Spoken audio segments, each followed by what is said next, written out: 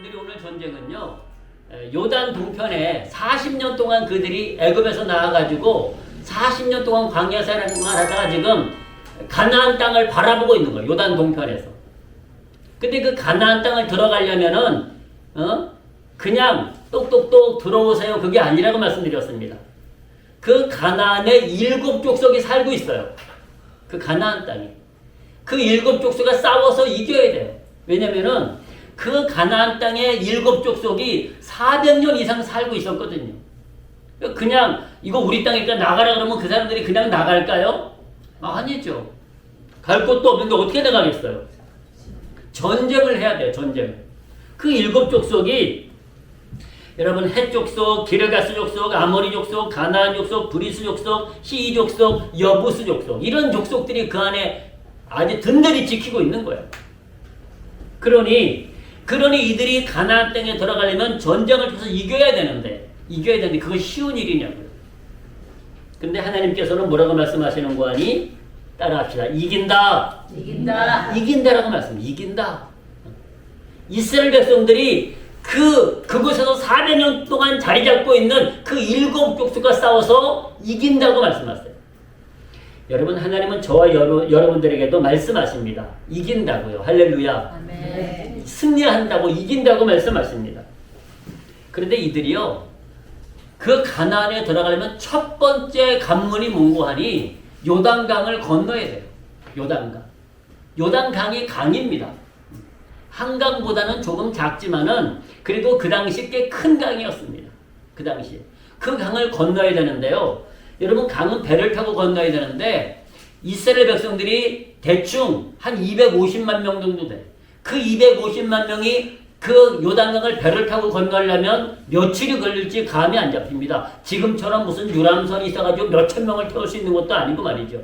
아니, 몇천 명을 태운다고 해도 배를 타고 건너려면은 한도 끝도 없어. 무슨 다리가 있는 것도 아니고요. 지금도 군인들이 강이랑 큰 어떤 그런 냇가를 건너려면은요, 특공대원들이 다리를 놓는 거 아십니까? 다리를 탁탁탁탁 맞춰가지고 그 위로 탱크도 지나가고 그럽니다. 지금은. 근데 그 당시에 무슨 무슨 가지고 다리 세운다고 될 것도 아니고요. 그 250만 명이 건너가려면은 어떻게 되겠냐고. 여러분, 우리가 홍해는 어떻게 건넜는지 아시죠? 홍해는 어떻게 건넜어요? 모세가 하나님의 말씀에 순종하여 지팡이를 홍해를 향하여 내밀었더니 바닷물이 갈라졌어요. 바닷물. 갈라서 그 길로 건너간 거예요. 그 길로 건너. 그러니까 애굽 군사들이 야, 우리도 저 길로 건너가자. 그리고 홍해에 들어갔다가 물에다 수장돼 죽었다는 것 아닙니까?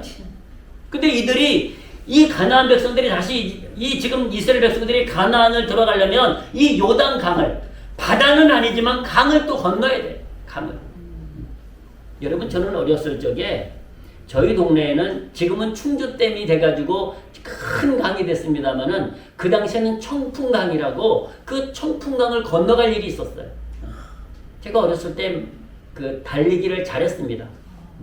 근데 이제 키가 작다 보니까 100m는 1등을 해본 적이 없어요. 근데 이제 끈기가 시간 마라톤을 잤어, 마라톤. 그래서 그 당시엔 1000m 이제 1km 마라톤을 했는데 마라톤 선수였습니다.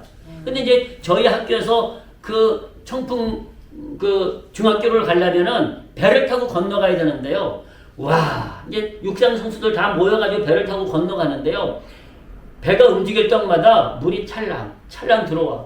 그러면 그 물을 이제 퍼내면서 건너갔던 기억이 지금도 있습니다. 그 강이에요. 청풍 강이에요. 그 강을 건너가는데 그거 저어서 가는데요. 한참 걸리더라고요. 한참. 물이 막 들어오는데 겁도 나고요. 그러더라고요. 근데 이스라엘 백성들이 그 강을 건너가야 돼요. 그 요단강을 건너가야 돼요. 근데 어떻게 건너갔을까요? 참 놀랍게도요. 그 요단강을 건너갔는데 어떻게 건너갔는지 아십니까? 법궤를 맨, 언약궤를 맨 제사장들이 먼저 강을 건너가려고 요단강을 향하여 걸어갑니다. 걸어가니까 하나님께서 그 물을, 그 요단강을 다시 홍해가 갈라지듯이 그 요단강을 가르십니다. 요단강을 가르세요. 그래가지고 다시 육지가 되게 하셔가지고 그리로 걸어가게 하십니다. 자, 한번 보실까요?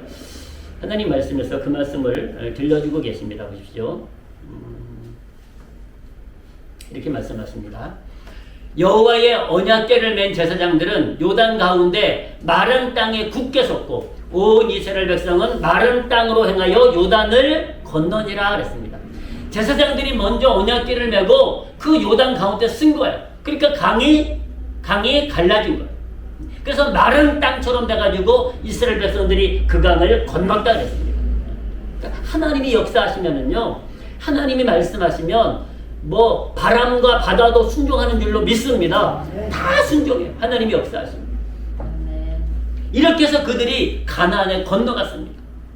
가나안에 들어가긴 했는데 큰 문제가 생긴 거예요. 여리고라는 성하고 아이성이라는 두 성이 있는 거예요. 성을 초롱성 같은 큰 성인 거예요. 근데 하나님이 이스라엘 백성들을 그 여리고 성 앞에 이 백성들을 세우신 거예요. 여러분 난감하지 않겠습니까?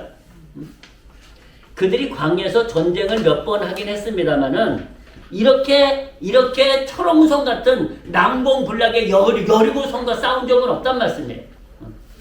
근데 그 성 앞에 선 거예요. 근데 하나님께서 뭐라고 말씀하시는지 아십니까? 따라합시다. 너희가 이기리라. 너희가 이기리라. 근데 어떤 걸 말씀하시는 거아니요? 하나님의 방법대로 하면 이기는다는 거예요. 하나님의 방법대로 하면. 여러분 오늘 본문의 2절을 한번 보시겠습니다. 오늘 본문 2절을 우리 한번 믿음으로 같이 하십니다. 시작.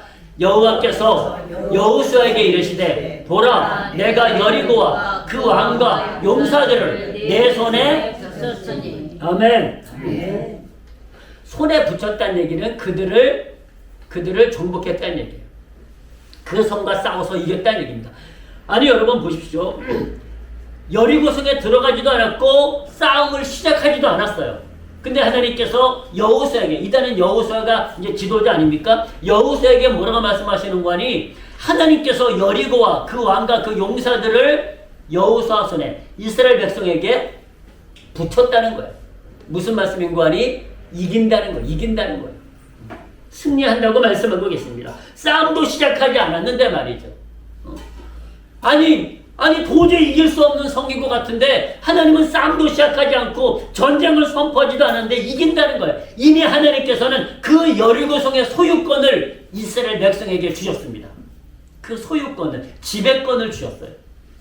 여러분 우리가 기억하시기 바랍니다. 우리가 하나님의 말씀은요 저와 여러분들에게 항상 말씀하십니다.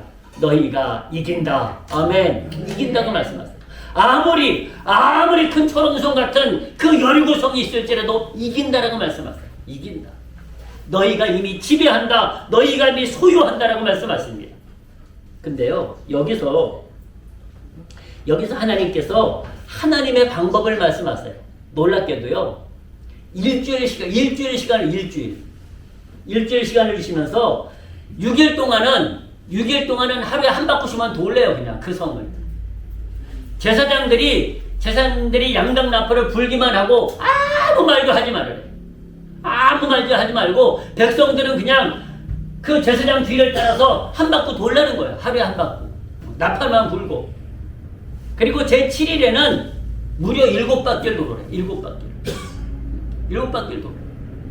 그리고 양당 나팔을 제사장들이 길게 불거든 소리치래. 그러면 성이 무너진다는 거예요.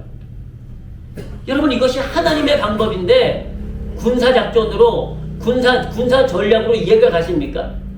근데 하나님의 작전은 뭐예요? 하루에 한 바퀴씩 돌고 제7일에는 7바퀴 돌고 마지막 7바퀴 돌 때 양당 나팔을 길게 불거든 소리치라는 거예요. 그것이 하나님의 전술이에요. 하나님의 방법이에요. 그랬더니 이스라엘 백성들이요 이 말씀을 믿고 그대로 순종합니다. 그대로 순종해요. 여러분 이스라엘 백성들이 아마 그 군사들, 그 장군들 같으면 그럴 거예요. 아니 일주일 동안 좀 잘 먹고 푹 쉬었다가 힘을 모아가지고 가서 들이쳐야지 매일 돌고 마지막 날에 7바퀴 돌면 힘 다 빠져가지고 무슨 전쟁하냐 그럴 거야. 도저히 군사 전략으로 이해가 가지 않는 작전인 거예요. 참 놀랍게도 하나님은요, 베드로와 그 안드레, 요한, 야고보 같은 고기 잡는 어부들한테도요, 뭐라고 말씀하시는 거니? 밤새 고기 못 잡았는데도 그물을 다시 던지라는 거예요. 배 오른편에 던져라 그럽니다. 근데 그때 순종하지 않고, 아니 우리가 어부고 밤새 고기 잡은데 없어요, 뭐 또 수고하라고요? 그러지 않았다니까요. 말씀에 순종하여 내가 던지리다라고 말합니다. 오늘 본문에도 보니까요, 이들이 아니 일주일 좀 잘 먹고 잘 쉬고 장비도 점검해가지고 마지막 날 힘차 가서 싸워야 되는데 마지막 날은 일곱 바퀴 돌고 나면 무슨 힘이 있겠냐고 이들이. 근데 그렇게 하라는 거예요. 소리치라는 거예요. 그러면 너희가 이긴다고 하나님의 방법을 말씀하십니다. 그러니까 이스라엘 백성들이 그것을 순종해요. 그러니까 하루에 한 바퀴 돕니다. 하나 남들이 봤을 적에는 쟤들 뭐 하는 거야? 그럴 수 있지 않겠습니까? 아니 전쟁을 하겠다는 거야, 무슨 뭐 산보하겠다는 거야. 그리고 지금 그들이 우습게 보지 않겠습니까?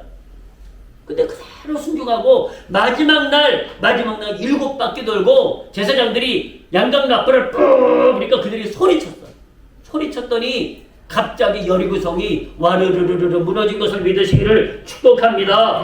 하나님이 가르쳐 주신 대로 하니까 무너져 버린 거예요. 근데 여러분, 마지막 소리칠 적에 성경에는 기록되어 있지는 않습니다만은 저는 분명히 지진이 일어났던 거 봅니다. 땅을 흔드셨을 거예요. 그래서 그 여리고성을 무너뜨리셨을 것입니다. 그 군사들이 여리고성에 있는 군사들이 이스라엘 백성을 공격하지 못하도록 그들을 무너뜨리셨을 것입니다. 소리질러 크게 소리질러 외치니 여리고성이 무너졌다고 말씀. 크게 소리질러 외치니. 때때로 우리가 여러분 크게 소리 지를 때가 있지 않습니까? 우리가 지금으로 말하면 뭐라고 소리 질렀는지를 성경은 기록하고 있잖아요. 그냥 크게 소리 질러 외쳤다 그래요. 근데 요즘으로 말하면 그냥 주여! 주여라고 외쳤을 거예요. 주여! 주여 살려주세요! 주여 도와주세요! 주여 저 성을 우리가 정복하게 해주세요! 그렇게 외치지 않았어요.